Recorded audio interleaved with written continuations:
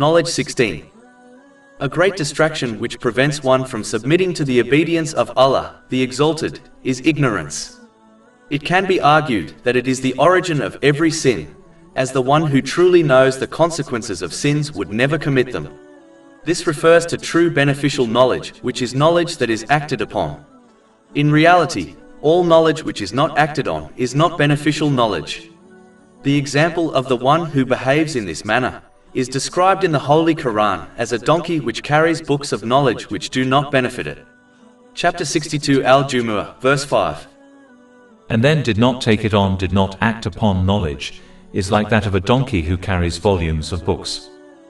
A person who acts on their knowledge rarely slips up and commits sins intentionally.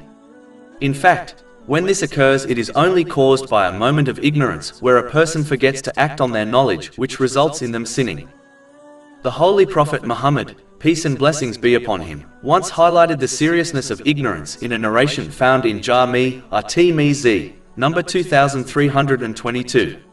He declared that everything in the material world is cursed except for the remembrance of Allah, the Exalted, whatever is connected to this remembrance, the scholar and the student of knowledge.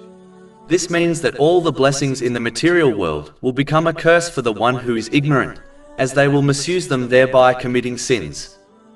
In fact, ignorance can be considered a person's worst enemy, as it prevents them from protecting themselves from harm and gaining benefit, all of which can only be achieved through acting on knowledge. The ignorant commits sins without being aware of them. How can one avoid a sin if they do not know what is considered a sin? Ignorance causes one to neglect their obligatory duties. How can one fulfill their duties if they are unaware of what their duties are? It is therefore a duty on all Muslims to gain enough knowledge to fulfill all their obligatory duties and avoid sins. This is confirmed in a narration found in Sunan Ibn Majah, number 224.